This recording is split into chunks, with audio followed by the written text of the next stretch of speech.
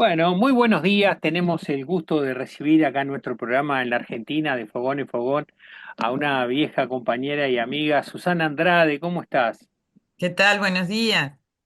Un gusto volvernos a encontrar. Estuvimos hace no mucho tiempo juntos en tu terreiro, en tu casa y charlando largo rato con William Marino. ¿Todo bien? Bueno, todo bien. Muchas gracias por este espacio, a ti, a toda la audiencia, a toda la gente que gusta de informarse de fogón en fogón. Vos sabés, Susana, que una de las razones por la cual te estamos llamando es el interés que nos despertó este descubrimiento ahí en Capurro. ¿Podés contarnos un poquito de qué se trata? Sí, es una búsqueda de larga data, se podría decir, porque en realidad desde desde que empezamos a tener gobiernos progresistas en el Uruguay, se posibilitó de algún modo las organizaciones sociales afro a tener al menos alguna infraestructura de parte de los gobiernos departamentales, más que nada Montevideo en este caso, y a nivel nacional también se han logrado leyes y se han refrendado convenios internacionales que hablan de políticas antirracistas y sobre todo de visibilizar la deuda histórica en términos de reparación, ¿verdad? El programa del Frente Amplio, este último, incluso recoge ese tipo de planteos que las comunidades afroorganizadas en nuestro país hemos logrado. O sea que el marco, de algún modo, fuera de esta situación en particular, es positivo. Y la lucha por encontrar los restos del caserío de los negros, que así se llamó en lenguaje popular, un lugar de cuarentena para personas esclavizadas que de 1780 y algo, funcionó unos 15 o 20 años como lugar de cuarentena porque no querían las poblaciones de la ciudad no querían que sus olores, hedores más bien, y que sus pestes, que eran posible que no trajeran enfermedades porque venían hacinados de pronto 3 meses o más en barcos negreros en las bodegas, apilados. Algunos eran echados al mar, semivivos o semimuertos, no sé cómo decir. Pero llegaban igual algunos vivos, los que estaban salvables, digamos, se iban a esa cuarentena para ser engordados, igual que ganado, de hecho les decían ganado negro, y vendidos, marcados y vendidos como mercancía simplemente. Y los otros, las otras, quienes no soportaban toda esa tortura y estaban o ya desechados, digamos, porque no tenían condiciones de vida ni de recuperación, tampoco tenían un personal médico que los atendieran ni nada, obviamente, quedaban allí, algunos eran hasta semi muertos, lo que dije, puestos en fosas y se quemaba todo eso, toda esa gente. Se le rociaba con algún combustible, eran quemados para reducir el volumen de esa mercancía humana y luego eran tapados muy a flor de tierra, ¿no? Entonces se dice que allí seguramente, como se transformó en un cementerio, como dicen algunos historiadores, cementerio por llamarle de alguna manera, ¿no? Eran enterramientos, muchos de ellos grupales, colectivos. Posiblemente en toda esa zona donde funcionó ese lugar de tortura, casi un campo de concentración, porque el cabildo lo hizo para que no se evadieran impuestos, porque había mucho contrabando de personas esclavizadas, ¿no? O sea, era una mercancía más y como en todo, ya funcionaba la viveza criolla, se ve, trataban de hacer siempre evadir impuestos y el cabildo hizo ese lugar para eso y para que no la población patricia de la ciudad de Montevideo, colonial total, no los quería dentro de los muros de la ciudad por ese tema de los olores, las pestes y qué sé yo. Entonces esos lugares, allí toda esa zona, posiblemente donde está la escuela hay un jardín de infantes también allí, que son políticas muchas veces de silenciamiento, ¿no? De las verdades que se han querido ocultar, de las verdades trágicas, de los genocidios que nuestra sociedad ha padecido históricos de las épocas coloniales, invasoras e imperialistas, ¿no? Porque acá eran más que nada España, Portugal, Inglaterra, también Gran Bretaña, bueno, como muchos países de las llamadas Américas y el Caribe, allí funcionó este lugar de, mucha gente le llama campo de concentración. En Capurro, donde hoy es el Parque Capurro, frente al Estadio de Fénix y frente a la Bahía de Montevideo, donde desembarcaron alrededor de 70.000 almas. setenta Dicen que mil. sí, más de un estadio centenario lleno, hay que verlo en esos términos para, tal vez para dar la real magnitud de lo que tiene el volumen, ¿no? ¿En qué Para ser un periodo, país tan chico, además. en qué periodo de año nos contaba Susana esto fue? Y 1780 y algo, yo no me acuerdo ahora, y funcionó como por 20 o 30 años con esa función de conteo, marcaje, engorde y venta de población esclavizada y también cementerio. Y después, cuando vino, no sé si le cambió, vamos a decir, hubo un sitio a Montevideo y se alojaron allí escuadrones. Y después cambió, digamos, la situación, empezaron las leyes se mandaban a la guerra las personas, africanas, como carne de cañón, la libertad era comprada, pero para ir a la guerra en los primeros lugares, cosa de que murieran, total eran mercadería, eran humanidad desechable. Después la ley de vientres y qué sé yo, o sea, siempre hubo un interés económico y nunca un interés social, y realmente de dar movilidad a esa gente, o sea, darles, luego de que supuestamente estaban libres, que la abolición fue una mentira, porque fueron simplemente o mandados a la guerra o librados a su suerte, mala suerte. El amo o las familias que tenían personas esclavizadas eran resarcidas por el Estado económicamente, se les pagaba por mandar, por dar esas personas para ir a la guerra, a los frentes de guerra. Y volvían, muchos de ellos, supuestamente libres, pero no tenían ni una ocupación, ni una posibilidad de ganarse la vida dignamente. Siempre fueron, empleados en los trabajos que nadie quería hacer, de limpieza, de lidiar con todo lo que tenía que ver con los desechos y las mujeres, ¿no? Hasta hoy, el servicio doméstico tiene cara de mujer negra, fundamentalmente. Y bueno, volvían sin ninguna condición ni se les dio de real, atención social para esa especial situación de vulnerabilidad total, donde no sabían a veces ni el idioma, porque se cuidaban mucho de que supieran el idioma de la gente blanca, los verdugos, para que no tuvieran posibilidad ninguna de buscar otro tipo de salida dentro de la sociedad. Entonces, todos esos años seguramente en ese lugar hay muchos seres humanos y personas esclavizadas enterradas allí, ¿no? Hay quien dice que esto tiene que ver con una, como dije, política de silenciamiento. Esto pasó también en Brasil, en Río de Janeiro, cuando se estaban haciendo las remodelaciones para el Mundial del 2014.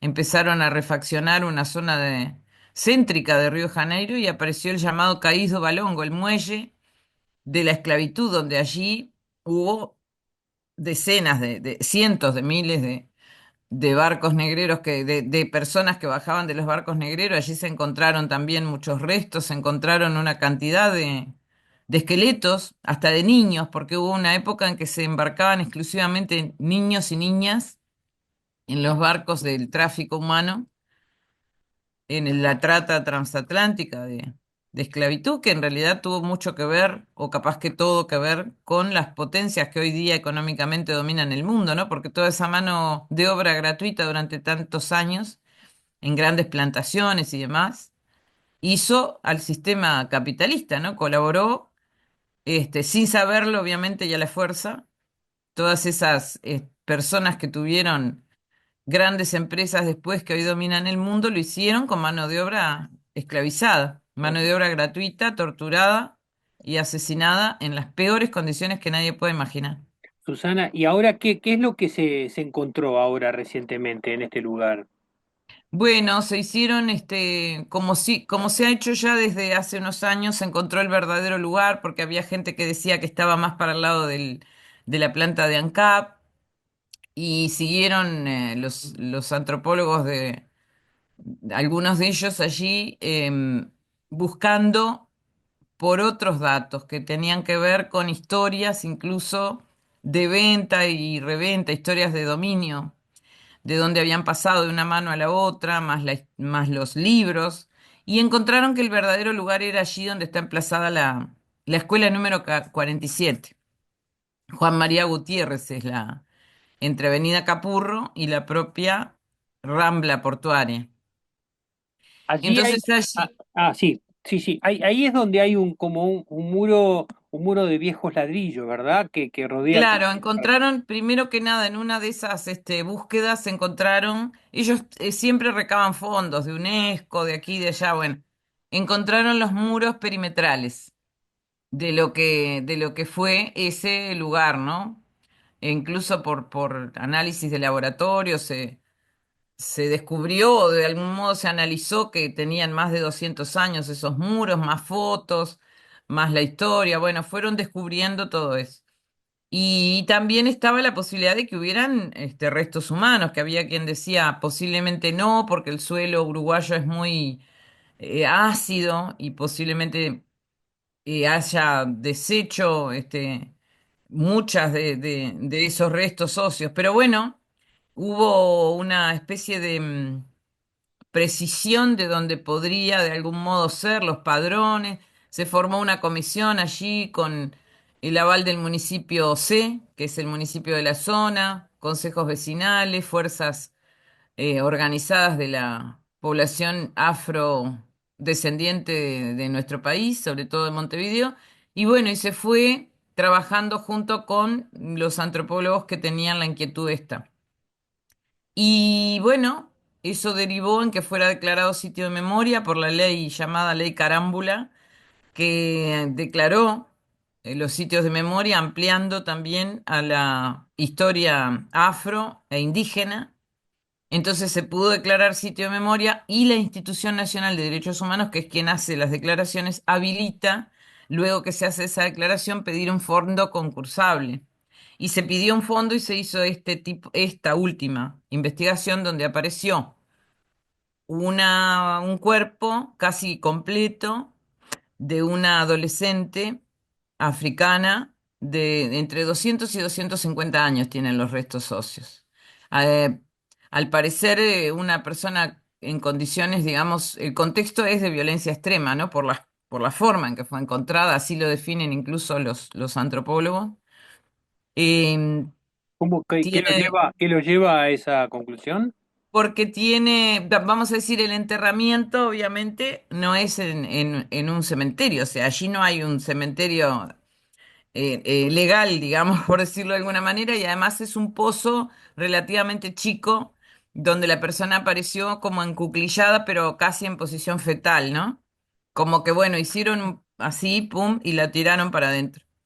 Este, Tiene rasgos que ellos estudian después, ahora siguen estudios además para tener datos biológicos más precisos, pero tiene rasgos donde en los arcos superciliares, dice que en los huesitos que tenemos acá bajo las cejas, que tiene mucha porosidad y eso delata una mala alimentación prolongada.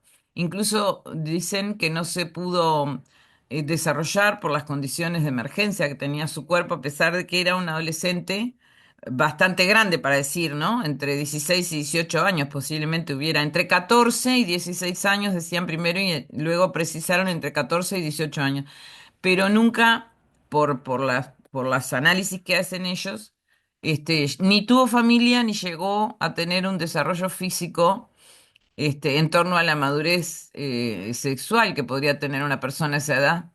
Pero justamente por las condiciones de emergencia que tenía esa vida, no pudo, digamos, seguir la evolución natural de un ser humano. Una cosa muy movilizante, muy dolorosa, nos desafía a una cantidad de cosas y sobre todo pone al rojo vivo la sensibilidad para nosotros como Atabaque, trabajando desde la espiritualidad afroumbandista, afroindígena o afroamerindia, que toca, digamos, determinadas sentires que nos hacen recapacitar, ¿no? No, es un antes y un después. O sea, lo que planteamos, no sé si ahí vamos, es que no se puede seguir excavando sin ver realmente qué se va a hacer en cuanto a un lugar digno donde repose este cuerpo, que realmente se eleve a nivel nacional esta situación, que lo sepan las autoridades máximas de nuestro país y en la dimensión que tiene, ¿no? Histórica, cultural, antropológica, científica, pero sobre todo humana. ¿Qué hacemos como humanidad? Una democracia, sobre todo con un gobierno progresista que vamos a tener en el próximo periodo. ¿Cómo garantiza los derechos de las poblaciones más vulneradas un gobierno, en este caso progresista, pero cualquier democracia, ¿no? En realidad la calidad de las democracias creo que se mide en función de cómo trate los derechos y garantice los derechos de las poblaciones eh, s- excluidas, que hay Susana, muchas, y en este Susana, caso los afro y los indígenas. este lugar tiene una callecita muy, muy, muy estrecha, ¿no? Que, que termina en una placita donde creo que hay un monumento. ¿Cuál es la propuesta que ustedes tienen respecto del lugar, este cuerpo? ¿Qué es lo que ustedes desearían que esto ocurriera en ese lugar? En principio, no sé si en ese lugar, porque ese lugar sí entendemos que es un lugar que para la investigación histórica, antropológica y toda la sociedad uruguaya tiene mucha importancia de ser salvaguardado. De hecho, es patrimonio, ha sido declarado patrimonio, se amplió la declaración de patrimonio. Ahora, lo que entendemos en principio que debería haber un gran diálogo a nivel nacional, porque esto no va a suceder solo en Montevideo y en Capurro. O sea, hay distancias fronterizas que tenían población esclavizada en cantidad. Está pasando lo mismo con restos de poblaciones originarias. O sea, en el mundo hay una preocupación por políticas de restitución. Por ejemplo, se ha revisado que la exhibición museística es contra los derechos humanos. O sea, no encontramos restos de personas, no sé, ponele, de presidentes famosos, vamos a poner de nuestro país, no sé, los Herrera, los Valle, o sea, no sacamos los huesos de sus antepasados y los exhibimos en un museo en pro de que es un interés cultural, o sea, es un poco una revisión de determinadas visiones de la humanidad que en realidad atentan contra los derechos humanos, como pasó, por ejemplo, con Baimaca, que era exhibido, y esos últimos charrúas que se llama, también una mentira, porque seguía habiendo charrúas en nuestro suelo, y hay descendientes, y también hay descendientes culturales, entonces toda esa forma de ver a la gente africana e indígena que de las épocas coloniales como objetos de estudio conspira contra los derechos humanos. O sea, tenemos que ser eso, sujetos de derecho y no objetos de estudio. Simplemente, si bien entendemos que encontrar restos de una persona esclavizada de entre 200 y 250 años atrás puede tener un interés científico muy importante y seguramente para revisar toda la historia de nuestro país, sobre todo en cuanto al resarcimiento de todo lo que supone haber sufrido ese genocidio, ¿no? Sí, me decía Susana entonces que ustedes hacen una propuesta de apertura de diálogo sobre qué hacer, cómo hacer. Te quería preguntar, los datos de ADN que han obtenido de este cuerpo, ¿ha dado alguna información, origen? ¿Qué otros datos aparecen a En partir de... realidad, el análisis en Udelar a nivel de los datos biológicos aún está en proceso. Ah, ok. Entonces ahí todavía no tenemos información. Si bien la datación, el sexo, las condiciones, no se sabe, por ejemplo, todavía de qué, pero de qué murió, pero en realidad si tiene rasgos de mala alimentación prolongada, posiblemente haya muerto de hambre. Lo cual es un poco especial porque en realidad ahí iban los que estaban sanos y las que estaban sanas para ser engordados y vendidos. Pero es una especie de análisis de todas las circunstancias. El informe todavía no es un informe final, lo han hecho Final. los arqueólogos en cuanto a lo que ellos encontraron y se puede decir que es sexo femenino, adolescente de no más de 16 o 18 años y más de 14, y bueno, y que tiene, digamos, esa característica de que posiblemente haya padecido una mala nutrición durante mucho tiempo, lo cual no es raro dado las condiciones en que llegaba, porque además incluso antes de embarcarse en África, caminaban atados, ¿no? Encepados del cuello y con manos y pies encepados, con cargas pesadas para que no se escaparan, caminaban muchas semanas. O sea, no los llevaban en carreta, no los llevaban en auto, o sea, eran realmente condiciones desde que eran cazados, literalmente, hasta llegar a los puertos de embarque, ya era una situación espantosa de tortura, más el viaje, como te digo, que eran amontonados entre la propia materia fecal y lo que podían o querían o comer, porque algunos hasta se dejaban morir, había mucho suicidio. Pero además había también el enfermarse y el ser tirados al mar. O sea, se calcula que un porcentaje, por ejemplo, un 30% no llegaba directamente de lo que se embarcaba. Si eran 200, sacale un 30%. Después, cuando llegaban, había un 15, un 10, un 15 que era desecho, porque ya las condiciones de salud eran imposibles de ser recuperadas.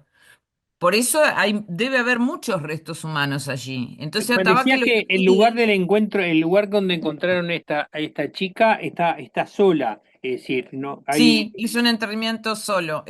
Sí, no es un enterramiento grupal. También eso es llamativo.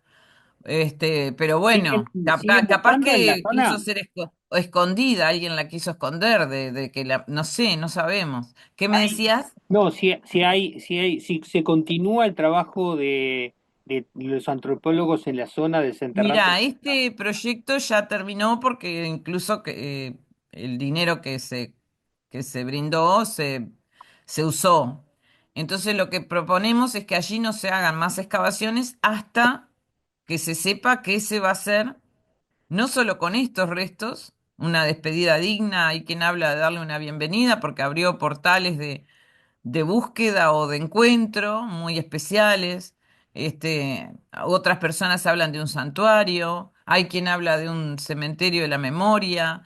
Nosotros sentimos que hay mucho para pedir perdón, un lugar de veneración. No sabemos si allí, porque también está la escuela, ¿no? Lo que hablábamos de las políticas de silenciamiento. Este, yo me acuerdo que muchos años se hablaba de que muchos desaparecidos en la Argentina habían ido a dar al material con que se hizo la carretera panamericana, esa impresionante que rodea el Gran Buenos Aires. Son cosas realmente trágicas, tétricas, que un ser humano en condiciones normales no logramos ni imaginar, y sin Imaginar. embargo, es posible. Susana, ¿han pensado en darle un nombre? Y en realidad, Tatabaque propone varias cosas, yo te voy a decir. Em, bueno, dejar, digamos, en espera allí en el laboratorio de Udelar este cuerpo, en tanto se siga estudiando, pero además, en tanto no se logre consensuar un lugar digno a donde repose. Mirá, te hago un ejemplo. Me detengo en el primer punto y hago un paréntesis. Yo estaba presente cuando entre el GIAF y Udelar no sabían quién se iba a llevar el cuerpo, a quién le correspondía. ¿Por qué? Porque no hay un protocolo, no hay un marco legal para estas situaciones, porque es una situación nueva. O sea, se sabe que va a ser fiscalía cuando aparecen restos humanos de un crimen X. Se sabe si es del pasado reciente lo que tiene que hacer fiscalía, o sea, no lo pueden tocar los investigadores hasta que venga fiscalía y haga su trabajo. En este caso, no estaba previsto qué hacer porque no existe un marco legal ni legislación. Es el otro punto que Atabaque y gente que nos acompaña, una gran cantidad, si querés al final los nombro, temo olvidarme de alguien, por eso no sé si nombrar. Este, Hasta que no se piense ese marco legal y ese protocolo de actuación, estamos siempre en la improvisación y la improvisación atenta contra los derechos humanos porque en ese momento que yo estaba allí, ay, me lo llevo yo, no te lo llevas vos, o sea, tácitamente no era que estuvieran haciendo eso físicamente, Ujú, pero un poco la lucha era esa, a ver, ¿quién se lo lleva? No se puede ser así. Una cuestión que es de una sensibilidad extrema para la población toda. El problema del racismo no es de los negros, es de toda la sociedad. Porque si tratamos mal a una parte de nuestras poblaciones vulneradas, o sea, estamos de algún modo dando una visión nuevamente, una lógica colonialista, ¿no? ujú, ujú, Total, son huesos de los negros, bueno, se verá lo que se hace. Y seguimos sacando huesos para afuera, no. ¿Qué hacemos después? ¿Me los llevo para mi casa? ¿Los llevas para la tuya? ¿Los tapamos para que no se los coman los perros como hueso de pollo? Disculpa que lo ponga así, ujú, pero al parecer, y si no se detiene y se hace un pienso a nivel nacional sobre este tema, visto como derechos humanos y no como población de estudio, simplemente, nos parece que no se avanza socialmente. O sea, no, tenemos muchas políticas y acciones afirmativas en nuestro país y a nivel internacional. Bueno, y Usémoslas. ustedes concretamente, porque son la organización más representativa, ¿cuál es la propuesta concreta de ustedes en este La diálogo? propuesta es el diálogo nacional, no solo departamental, porque esto pasa en todo el país, que los restos no se toquen hasta que se sepa realmente qué se va a hacer, qué lugar de dignidad se le va a dar a ese y a futuros, porque en ese lugar era un cementerio. Entonces, si siguen excavando, van a seguir apareciendo huesos. La formación de un comité de recuperación de restos históricos de poblaciones africanas y pueblos originarios que también están en este tema de la época colonial en suelo uruguayo, con integración plural y sobre todo descentralizada, ¿no? Y bueno, y el proyecto también habla de la posibilidad de hacer un gran acto cuando se logre todo esto, de pedido de perdón a nivel Presidencia de la República, pero en términos de reparación, de reparación por la deuda histórica, ¿no? En realidad, que no sea solo una declaración, que haya una declaración de interés nacional para estos restos y su tratamiento, y la sugerencia del nombre, que es la sugerencia también, tiene que ver con el nombre del proyecto, es África Libre. Obviamente todo para discutir y consensuar. Lo que no queremos que esto no sea un antes y un después, porque es un hito en la historia científica, sí, pero más que nada humana de nuestro país. Entonces, si no lo vemos en clave de derechos humanos, podemos reproducir lógicas racistas y coloniales. Y es lo que no queremos, porque hay políticas no solo de nuestro país, sino a nivel mundial de colonialidad, ¿no? De quitar lo que tiene que ver con no solo visibilizar lo que pasó y quisieron ocultar con respecto a la trata esclavista, sino las reparaciones, ¿no?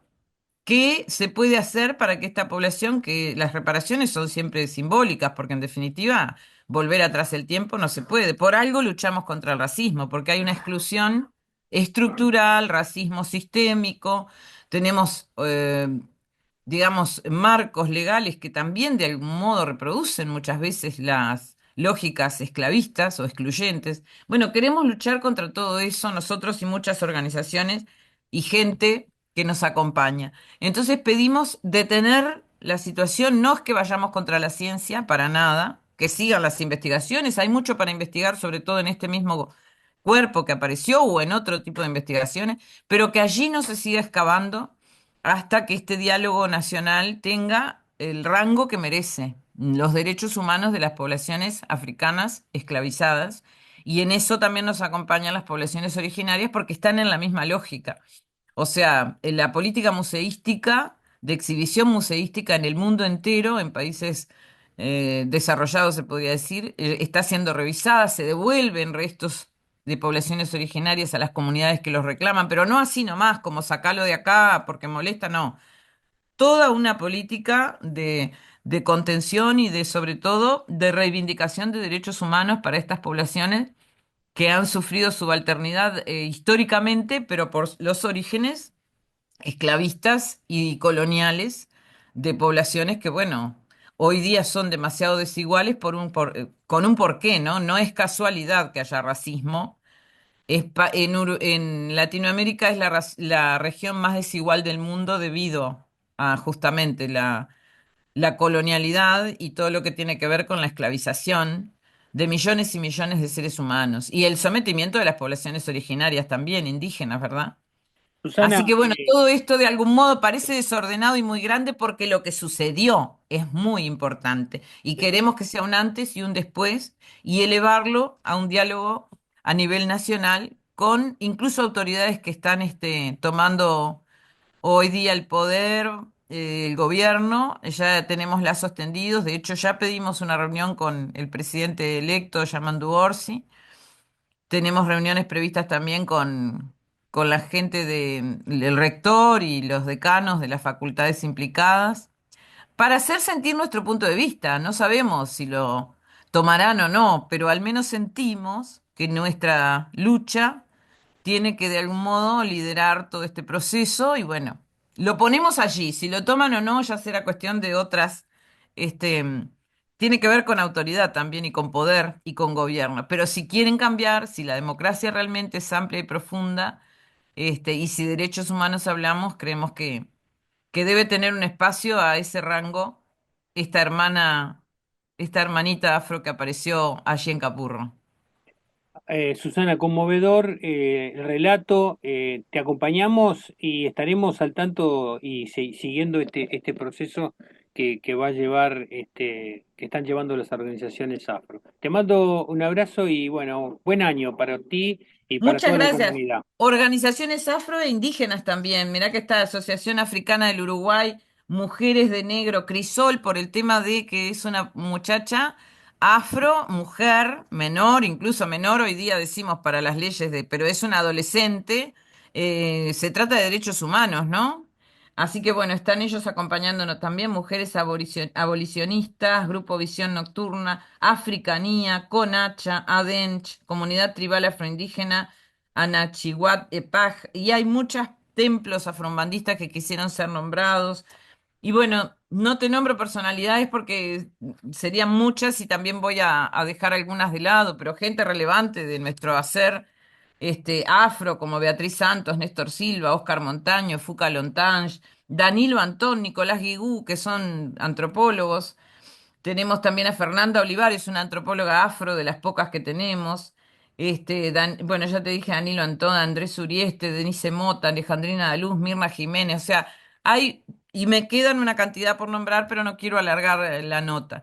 O sea, mucha gente afrosensible que le preocupan estos temas, porque en definitiva son temas, como dijimos, que pueden pasar a cualquiera en cualquier momento, pero nuestra población es de raíz afro e indígena y muchas veces eso queda relegado y tenemos la oportunidad histórica de avanzar en derechos humanos en Uruguay, así que bueno, queremos tomarla, veremos qué chance tenemos de ser escuchados. ¿Cómo es el saludo final de fin de año en la comunidad afro-umbandista?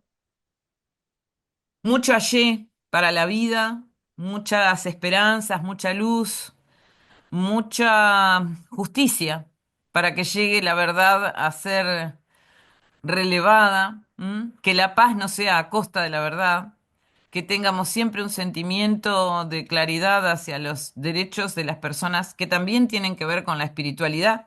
Así que muchas bendiciones para quienes nos están viendo y para todo el Uruguay, para todo el continente, para la gente de buen corazón fundamentalmente, que Yapaná, que reinará este año junto con la Mayo Va y con el Payo Yalamoso, traigan mucha justicia, mucha paz, mucha alegría, mucha salud, sobre todo, para toda nuestra gente. Y allí, mucho allí. Chao, gracias. Gracias.